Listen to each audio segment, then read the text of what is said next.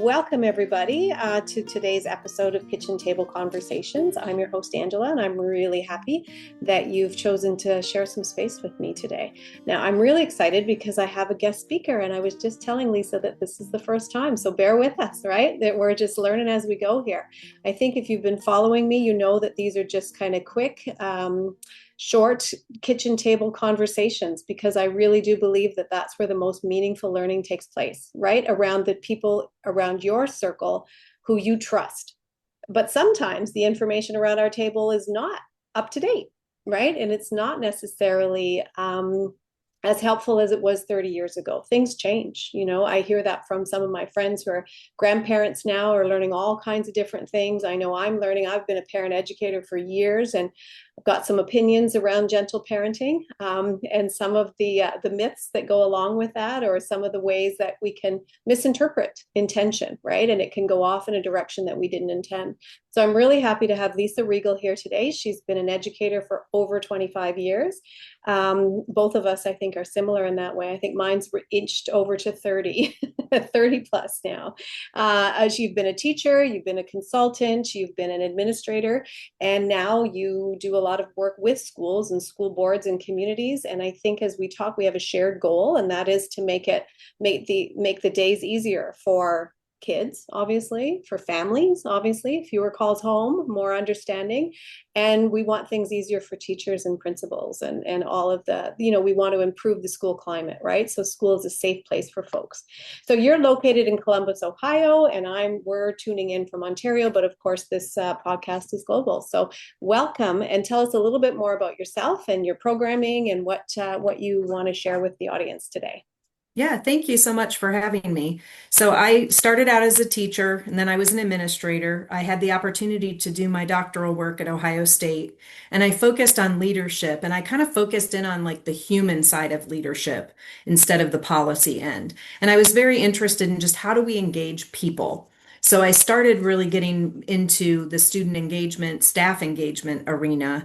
And then about 5 years ago, I really started diving in. Real change starts in the brain. And when we understand the brain, then we can use that knowledge to help motivate and engage students and staff.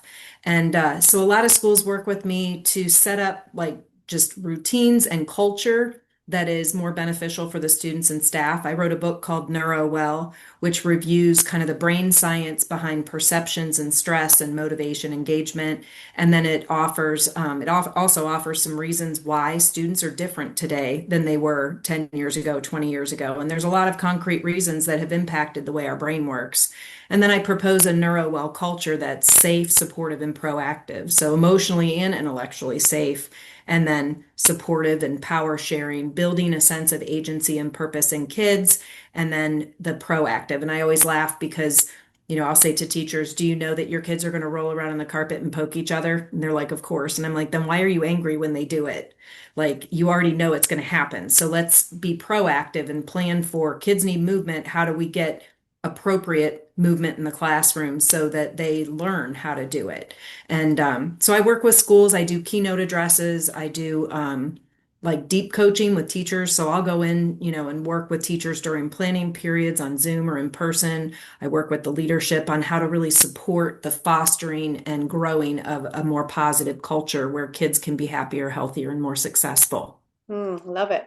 Well, I know that that's what we're definitely hoping for too when we, offer any kind of support to families who are experiencing some challenges with the school board. Because school, I mean, school needs to be a safe place, but unfortunately, sometimes it's not that, right? For a variety of different reasons, and a lot of them are brain-based. But what I love about your work and what I know of it so far is that it will do no harm to anyone, right? And Mhm. it's a benefit to everyone. That doesn't mean that we're not going to be talking about some kids who do have some learning disabilities or who do have some maybe hidden conditions like intense symptoms of ADHD, very intense symptoms that might not be thoroughly understood. And people who know me know that I'm pretty passionate about fetal alcohol spectrum disorder and some of the impacts that come from prenatal health right? And some exposures. And we were talking earlier too about, the role of physical activity. So I love, get your wiggles out in a planned way so that you're not feeling the need to be disruptive later, right? Because that's embarrassing for the children. It's Right. disruptive for the classroom. And it just doesn't end well, right? So how do we, again, your preventative work is really good. Well, Um, and I think also with the wiggle thing, what I see going on in schools a lot is that it's reactive. The kids start to act out, so then they do a break. If yeah. you plan ahead, you teach kids there's a time to move, there's a time to focus. So like I promote what I call learning sprints. So Mhm. you do like 8 to 10 minutes of focus and instruction, and then you have a 2 or 3 minute break. If you have longer learning sprints, you do a little bit longer break, but you're proactive in building those in and then not just using them as a way to control the classroom, but using them as an opportunity to teach kids skills. So infuse them with positivity, like turn to your neighbor and tell them one thing you like about them, or Mhm. what's one great thing that happened today, or go over and draw for 5 minutes or whatever. It can just be, all different kinds of activities. There can be movement activities, there can be whole group teacher led activities, and then there can also be personalized activities. But what I see a lot of times now is that those wiggle breaks are really used as a form of control to get the kids back down so that we can go back to what we're doing versus a chance for them to learn how to regulate their bodies. Right. And then you're right. And then we wait until things go south and then we have to react and an often consequence, right? Yeah. Rather than include this in part of the day to day. So you do say as educators, our medium is the brain. So why do you think that brain science is still missing so often from some of the preparation that our teachers get right off the hop? Well, I think it's just a tragedy, and I'm not sure why they haven't done that. The science of reading came out, and in the United States, it was all the rage, and everybody had to be trained on it. And our brain didn't change the way it learns to read. It's always learned to read that way. It's just that we didn't know the science. And so I feel the same way about behavior and engagement and motivation. And when I'm in classrooms, that's the thing teachers are so much, just so frustrated and struggling with is the kids they can't motivate. And it's like, well, if we understand the brain, then we could be more strategic about how we set up our classrooms. I mean, I'm a big proponent. I feel like teachers should not have one class in the brain. They should have multiple classes. There should be, when they're studying curriculum, they should be looking at how the brain learns. When they're studying classroom management, they should be looking at how the brain, responds in behavior and how behavior feeds needs and all of that. I mean, it should just be infused in everything we do. Hmm. Well, I mean, that being said too, I've read a book recently by Dr. Casey Means. So and good energy. So I mean, Yep. uh, I'm not sure that I know it to speak to all of it, but one thing that I found very fascinating was that she is a doctor and a surgeon, and there wasn't one class that circled around nutrition in her Yeah. medical school training. Yep. That to me was pretty profound. And it's Yeah. talking the same kind of language, right? Why are we waiting to prescribe medication when we could provide people with the food they need to fuel Yeah. their bodies and brains in a good way, right? Yeah. That can Yeah. prevent some of that. So yeah, so I think what changes when we ask the question like what, instead of saying what's wrong with this child, what is this brain responding to? Right. Right? Right. Yeah. So yeah, I mean, and why do you think things are so different right now than they were 10 years ago? What's going on for you? What are you seeing? So there's a number of contextual factors. So I talk about behavior, academic, social, doesn't matter, work behaviors, adults, children, human behavior is Right. the intersection of biology and context. And the context that we have right now is wildly different than the context I grew up in. And it's having an impact on our brains. So, for example, when I grew up, I watched Little House on the Prairie and Saved by the Bell and shows that were about family and wholesomeness and owning your mistakes and saying you're sorry and being kind to other people. So I was infused with this media that told me that that's the world view. In today's world, our kids grow up with shows that are all about manipulation, voting people off the island, forming alliances and fighting other people. And so that's their worldview. They grow up infused in these stories. And that's part of how we form our vision of reality is through media. Then you have social media, and social media, there's a couple things. I mean, I know everybody knows it's bad to be on there and the algorithms go negative. But the other thing that I don't think people think about is that we create profiles and we have a persona online, and nobody makes their online persona worse than they are in person. You don't go to the grocery store on a Sunday without a shower with a messy bun and take a picture of yourself and make that your profile. You make it look the best you can. So kids that spend a lot of time online are projecting an image of what they want to be versus what they actually are. So when they then come to school and they're in a brick and mortar, they walk in feeling already self-conscious that they're not as good as they were, and their stress regulation system amps up. And then the other piece with social media that I think is really impacting kids is that I can put, a flag on my profile picture or a cancer ribbon or something like that, and I can get like 4,000 likes. Every one of those likes is a little dopamine hit that makes me feel good about myself. So very, very low investment, huge return. But in real spaces, if you fall down and drop your coffee and I bend down and help you pick it up and give you a rag to wipe yourself off and, you say thank you, I get one. So the act of altruism is losing its power, where when I'm online, I can do something just virtue signaling and I can get a bigger bang for my brain than I can in real spaces. So those are a couple of things. I also think technology is really impacting our brains. You and I used to memorize phone numbers and addresses. We don't do that anymore. And it's great. I mean, I love it. I love not having to do that. But researchers call it cognitive offloading. And what we're doing is taking the executive functions that we used to have to practice and use, and we're giving it to technology. And with AI coming, it's becoming more and more and more. What we're seeing is kids are coming in with executive function delays. And, when I started teaching, I'd never even heard of executive function. And now every teacher you talk to talks about it as a problem in their classroom. And it's not that kids are dumber or can't do work. It's that their brains have not lived in a way that they've practiced these skills. And so, like, working memory is critical for math. And so we see teachers teaching math struggling with basic math facts. The kids don't necessarily have that architecture in their brain because they didn't live in a world where we played memory games like I'm going to grandma's house and taking my coffee and my dog, and they just don't do that.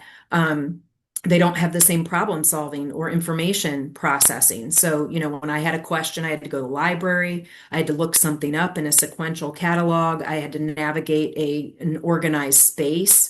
I had to Right. preview. I had to skim. All those things that I had to do over and over again not only gave me the answer, but built this part of my brain. So we're seeing executive function delays, and part of executive function is emotional regulation.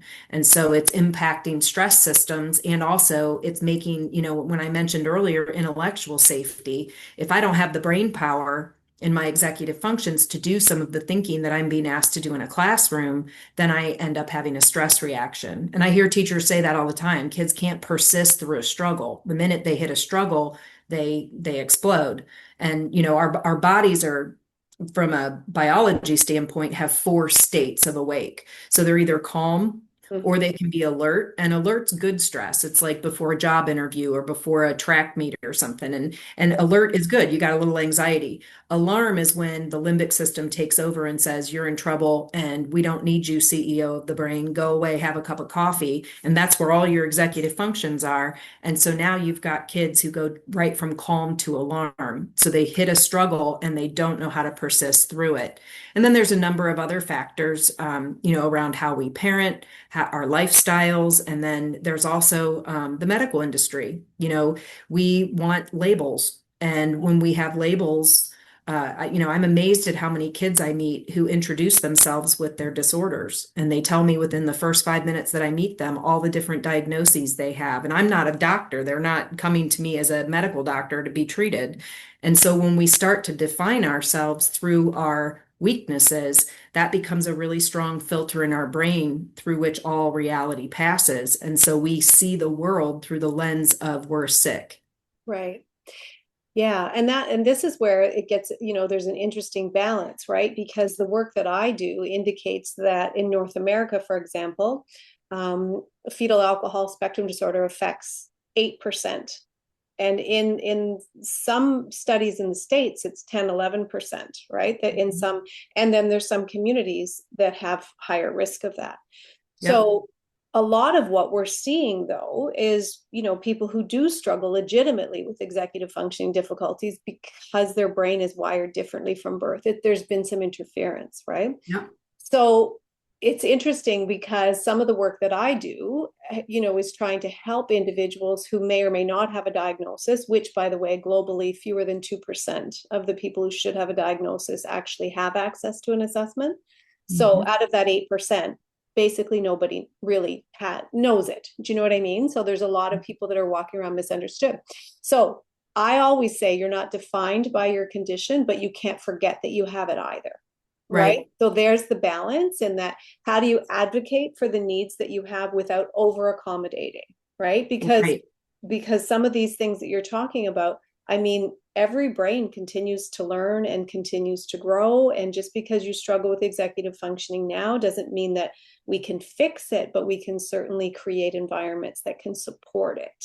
Right. And Right. you can continue to get better. And there are things that you can do that are going to make it worse. Right. Right. Well, and that's again where it's like that by, behaviors, biology, and context. If you have in your biology weak executive functioning, you can put in place things in your context that make sure that those weaknesses don't lead to failure. I was working with an author. He's an international expert on inclusion and special education, and we had a meeting. At the end, I said, "Do you want to go ahead and schedule the follow up?" And he's like, "No, I can't. I'm not allowed to touch my calendar." He's like, "I have horrible ADHD. I have an assistant and I don't even have my login. She takes care of all of that because I mess it up." And so you don't have to be good at everything, but you have to know what you're good at. And if you're not good at it, you have to put things in place as tools to help. Absolutely, absolutely. And it's interesting. I'm going to throw a little plug in for myself because I've just finished my last book. I was telling you earlier, I wrote one for educators, which is not your typical teaching guide. And my last one is not your typical growing up and adulting guide. And it's exactly that. Yeah. It circles around who is in your circle, who are your trusted support people, who are your helpers, and what do you need in order to live your best life? Because Right. forgetting about your diagnosis, all of us want to do that, whether it's cancer, diabetes, or, an intense mental health condition. Sometimes we just don't want to be depressed, but we have to put that into Right. context in order for us to be the best we can be, right? Right. Well, and I think you said something earlier that is so true too, is that, we make accommodations. The issue that we run into with students today is a lot of times they use their diagnoses as a crutch, as a I shouldn't have to do this because I have whatever. So the expectations are, that they learn to manipulate the system. And I see this all the time. If a kid has behavior, anxiety issues that lead to explosive behavior, they end up getting to do all these different special things. And so they end up, there's a perverse incentive to act out versus to be able to learn not to do that, to be more, being able to function in the classroom. So I use, a lot of, with schools, I talk about developing when then plans. And, a lot of behavior plans in the schools are really just tattletale plans. It's like how many times did the kid not do what they were told? That Right. doesn't give the kid any agency or power to change that. So a when then plan, like for example, if a kid's super impulsive, I teach them something called stop and think. And I tell them, if you're sitting down, that's a state of action. If you stand up, you've changed your state of action. So if you are quiet and then you talk, that's a change of action. So before you change your state of action, go stop and think. And that just stops you for a moment. It focuses you on something else. And it also gives the teacher information so that the teacher can come over if they see the child do that and say, "What did you just stop yourself from doing?" And the Mhm. kid can say, "I was going to throw this chair." And they're like, "But you didn't." High five, and then they can celebrate right in the moment. And if you think about behavior plans, if you have a kid who explodes 10 times in a day, you say, "Man, that was a terrible day," versus a day maybe they only exploded 3 times. But maybe on that day they exploded 10 times, they stopped themselves 100 times. And Right. so that's actually the good day, where the other day maybe they weren't feeling as explosive and they didn't have to, Work as hard. hold back. Right. So I think figuring out ways to build a sense of power and agency and a sense of I can do this. And I talk a lot about the three key components to me to be successful are number one, self-awareness, understanding how your brain works, understanding what triggered you, understanding how to stop that, self-regulation, and self-control. And right now what I see in schools is more not about self-control, it's more about organizational control and compliance systems that get kids to conform to what the expectations are versus skill building, where the kids learn how to do that so that they don't need all of these extra things in order to keep them focused or keep them in the classroom. Yeah. Yeah, and I mean, and I think that that works for so many, and it would definitely make improvements in so many classrooms. I do feel, however, though, that one of the challenges with FASD is that they're it's inconsistent performance, right? Mhm. So they may master a skill, but tomorrow it may not be available due to structural interference and differences. So this is Right, where sometimes, like the word manipulation, I know is going to strike a chord with some of my listeners because they've been blamed for manipulating. But in my experience, and again, I'm not an expert necessarily, but in my experience with people who have uh, complicated and beautiful brains is what I refer. They actually have less ability to problem solve for the big picture and look to manipulate a situation. But for them, it's like a means to an end. There's like extreme discomfort. And going back yeah, to your brain base, like this brain that's kind of on overdrive right now, and really reacting far more than what needs to be given the current context. But in right, their mind, they're experiencing this physiological, response, right, right, to discomfort. So that's a brain symptom to me, a brain and a body symptom absolutely. that's to the nervous system that we need to get. And I really believe that in most cases, kids don't really want to misbehave like that, but they don't know how not to. I But there agree. again, and I often say, the greatest gift that we can give our children is the confidence that we express in their ability to handle hard things and to learn new things, right? Yeah, And to do that together. So, we try to focus on interdependence because we all need helpers, right? yeah, So, how do we avoid those blow ups? Because the blow ups are embarrassing. Like, nobody wants to do that, nope. right? Well, Nobody tries. And so right. how do we make sure that we help kids, how do we protect them from these brain-based and body-based vulnerabilities?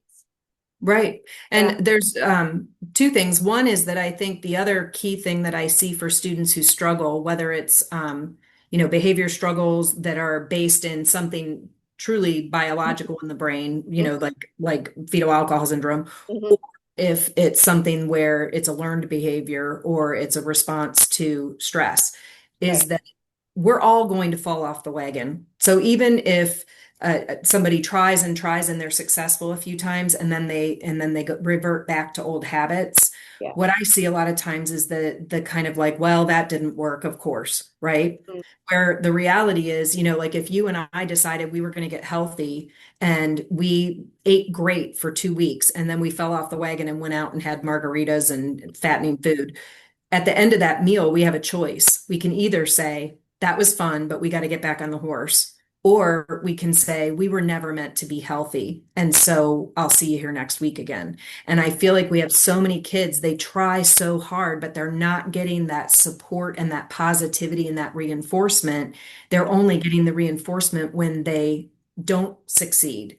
And Yeah. so flipping the script on that, the second thing I think that's important is I do a thing called name it, own it, control it, where I talk about instead of thinking about the triggers to stress, because there can be so many, and sometimes people don't even know they're just in a mood or they're just getting anxious, or is to focus on how your body feels, to really be concrete about like, what does your body feel like when you start to elevate and get stressed?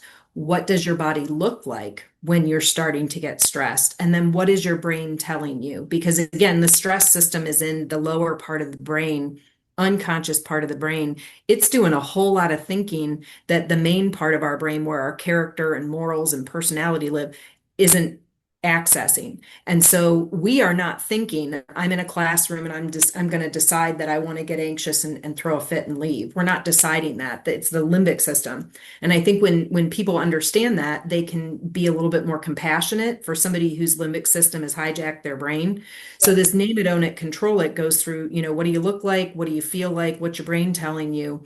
And then when you feel that way, so the when then plan can be when you feel that way, then here's the things you're going to start to do. You're going to do a 5, 4, 3, 2, 1. You're going to do some deep breathing. You're going to do, so you're giving them the tools that they need to learn how to calm that brain down rather than trying to say, well, you shouldn't be upset about that. Right. Yeah. And a lot of the work that we're trying to do too is, how do we prevent, as you said, how do we see that, oh, you know what, something's not right here? How can we divert attention? How can we, make sure that this environment is supported so that we don't have that explosion or we don't have that dysregulation? Um, Right. Again, there's a balance between helping people to handle those hard times, but then also there's times where we have to sort of intervene and support and say, hey, it looks like you're having a tough time. I need you to help me Right. here. And Right. I really find that, you mentioned the sense of purpose and, getting back to those basics, right? Everybody needs to feel like they can shine every now and again and that they're important to other people and that they're helpful. We all do better. In Right. my practice, I always say that people do better when they have something to do that's important, someone to love that's important, and something to hope and look forward to. Right? Those Hmm. are three things and that whole purpose and meaning comes within all of those, right? Right. And I think that again, we've sort of pathologized stress sometimes and little things. Like I had a parent in my office the other day that was talking about how she thanked her child for following the instructions and doing a good job and I said, oh, there's my dog coming to visit. Um, and then I said, well, we have to be careful because when we thank our kids for doing things that they're supposed to do anyway, like be polite and be respectful and not interrupt and, that kind of thing, it's sort of implying that they're doing us a big favor, but actually they're just supposed to be doing it. Right. Right. But again, back to thanking our children. How about, that was a really fun session. It was really cool how you got to stay in there the whole time and, you did it. That's Yeah. Well, and I think the more that we reinforce those win-then pathways, I'm proud of you. There's never a time you can't tell your kid you're proud of them. no, So you can say, I'm proud of you because I watched you do this, this, and this, and you got to stay in the session the whole time. So they start to make that connection in their brain of when I do this, then this happens. That's good. absolutely. Um, Yeah, and I think the other piece too that's really important is to help people understand how their perceptions are formed. So, I talk about like the perceptions are formed in your thalamus. And so I use it almost like the example of like a strainer, like that you would strain spaghetti in. mhm, And we have in our sensory memories, which are in our amygdala. So all this is happening in the unconscious part of our brain. We have all of these files with associations. So, like, this is why a realtor says burn a candle that smells like cookies when you're selling your house, because the association your brain will make from that sensory data is this is home. This is a positive place, right? So when we think about kids, all of the media, everything else is putting filters, sensory filters of I don't feel good when I'm in this situation or I don't feel good. And I think if we can help students understand and people in general, what's the fear under the trigger? Because it's not about what's happening right now. It's about how your brain has assembled all these sensory filters. So it's kind of like a strainer where like if I have a banana that represents reality, and I shove the banana through all the filters, it doesn't look like a banana anymore on the other side. So my perception is not the same as reality. And your perception is not the same because we have all these different filters. So right. when you think about your stress triggers and you think, okay, well, what's the underlying fear that's making me uncomfortable? So for example, for me, being late is a super big trigger. I hate being late. It makes me completely anxious. I don't like it when other people are late. Like if we're running, my husband and I are going to a party or something, we always had to be on time. Right. It's not about lateness. It's because I spent my childhood, my parents were divorced. I spent my childhood sitting on a front stoop waiting for my dad, who was always late. And so my brain has associated the emotion of love or worth or things like that with time. So that association isn't necessarily reasonable. It was in that moment, but I now recognize, and that's where that self-awareness is so important, is to say, okay, it's not what happened right before you blew up. It's why were you afraid or why were you angry in that situation? Because those fears underneath, like I felt left out, or I felt like somebody was challenging my beliefs, or whatever, I felt like they don't like me. That's the stuff that is going to happen in all kinds of contexts. So if we get at that underlying fear, then we can go right into another win then. Okay, so when you start to feel like you're being left out, then what are you going to do? Give them a replacement behavior that they can do before they end up in an escalated stress state where they're no longer really thinking.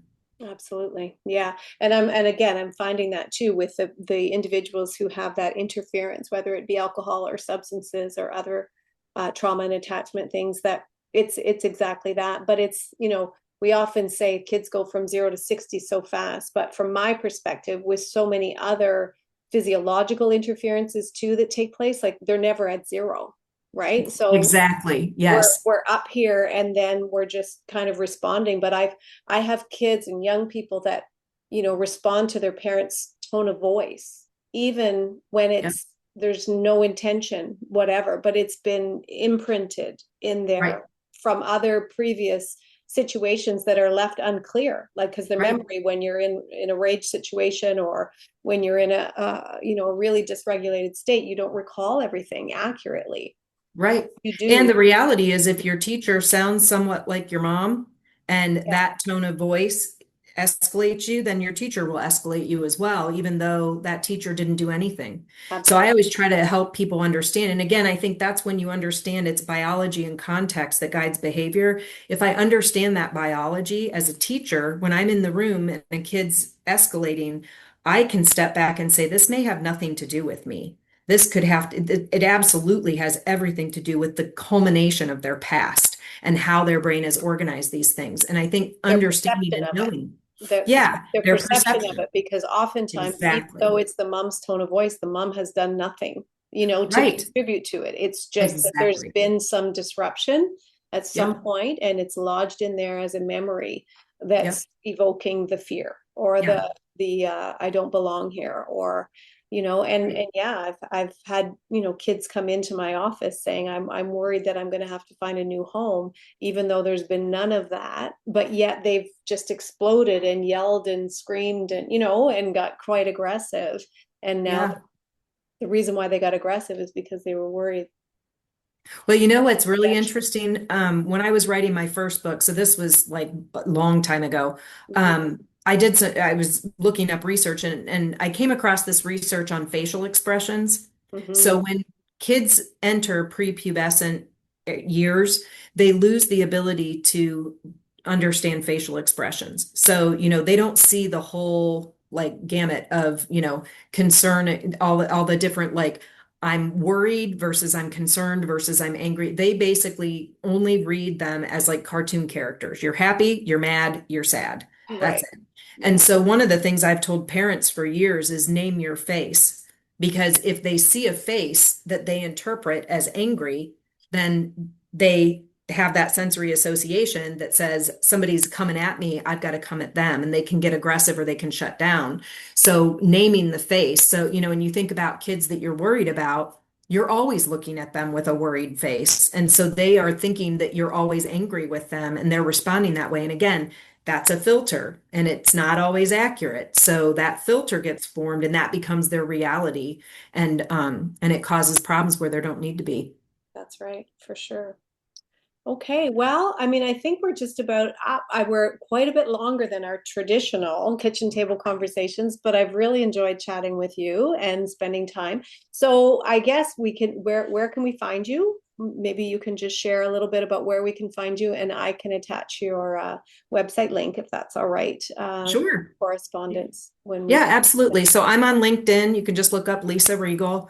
My website is lisariegel.com. Okay. If you're, looking for education help, my company is Education Partnerships Institute. So it's epinstitute.net. And it has information in there about the work that I do in schools and some links to some podcasts so people can listen to other things. It also has my email so people can directly contact me if they're interested in talking about learning more about this or, Mm, having me help their school. I'm happy to do that. And then my books, I have two books. I have Neurowell and I have one that just came out that's called Aspirations to Operations, which is really a leadership book that is like, how do I help engage staff? And it's got sort of at its foundation, the brain science of humans and, how to help engage your team. And I'd love to hear from anybody who's interested in talking more. yeah, that's awesome. Okay. Well, thanks so much for tuning in today, everyone. And yeah, that's it. We'll All talk to you right. again soon. Thanks. Thank you so much. Okay. Bye.